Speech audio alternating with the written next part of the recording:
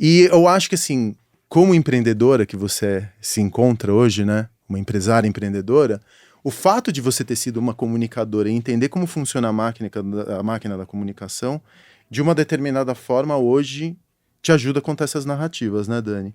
Você começou na Folha. Eu comecei na Folha. Eu acho que eu sou uma grande contadora de histórias. Você é. Mas, uma das melhores que eu conheço.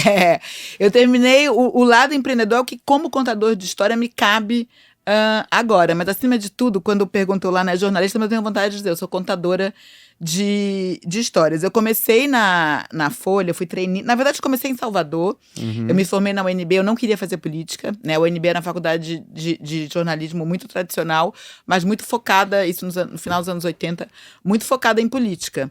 E eu já sabia que eu não queria cobrir congresso, sobretudo.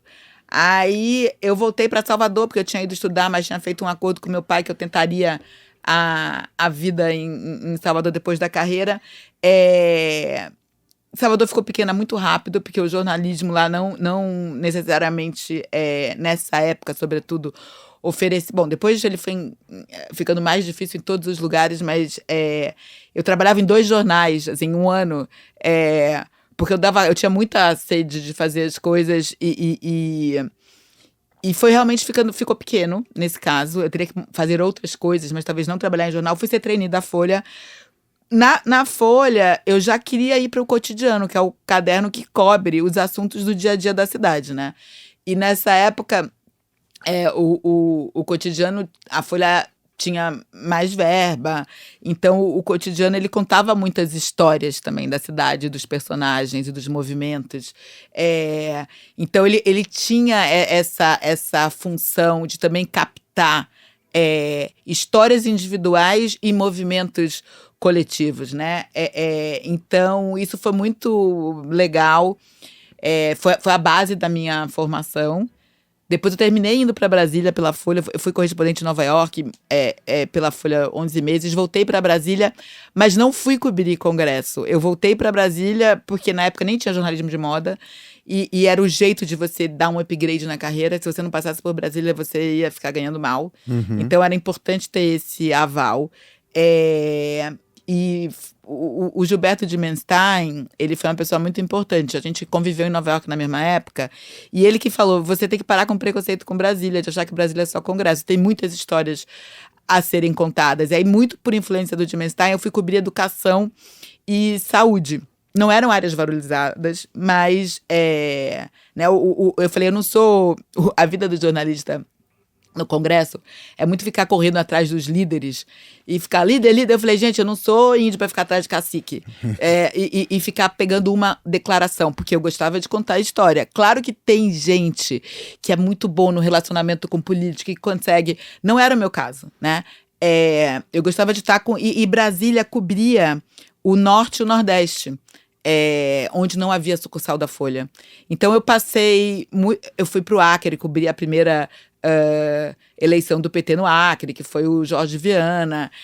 Eu contei as histórias, né, tanto no Norte quanto também numa parte do Nordeste. Eu era baiana, eu sou baiana, mas o Nordeste é muito grande. Então, assim, meu conhecimento de Piauí, do próprio Maranhão, o Norte era muito uma área, né, da Folha. Então, isso me deu um conhecimento. Eu acho que a vida a gente resgata conhecimentos ali que vêm, né, do passado. Aí fui para a revista de domingo, no JB.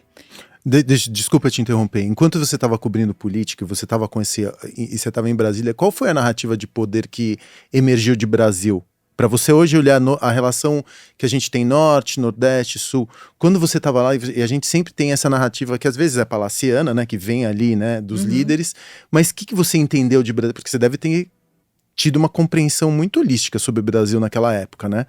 Ou não? Ou você... Não tinha. Aconteceu uma coisa muito engraçada. Assim, foi um privilégio, porque essa época foi o primeiro ano do governo Fernando Henrique. Uhum. Então, e era um ano que seja a Dona Ruth com Comunidade Solidária, o Serra no Ministério da Saúde, Paulo Renato na Educação, você tinha uma elite paulistana muito preocupada com o Brasil, preocupada de verdade, né? Independentemente ali, mas essa parte os programas que havia quando o Fernando Henrique foi eleito, eles eram muito interessantes porque eles olhavam para um Brasil muito esquecido, de uma maneira que não era uma maneira de piedade, não era a Sudene, a política da Sudene, que você falou, vamos deixar eles lá isolados, com dinheirinho durante a seca, não. Era assistencialista, era toda né? a criança na escola, que era realmente colocar, já havia uma visão muito clara que sem educação, né, o Nordeste ou o Brasil não iria sair da posição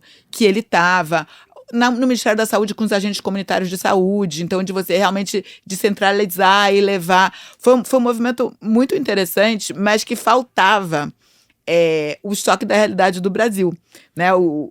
Era uma elite de Campinas e os Piana ali, de grandes políticos e líderes, mas que na hora de chegar na realidade, no e crua, e a Folha me deu a chance, a gente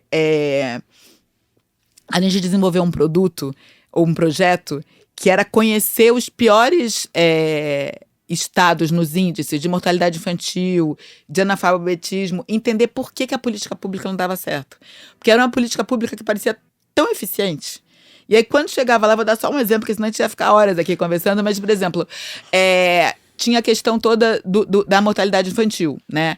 E você combatia a desnutrição com o soro, era um pozinho que você colocava.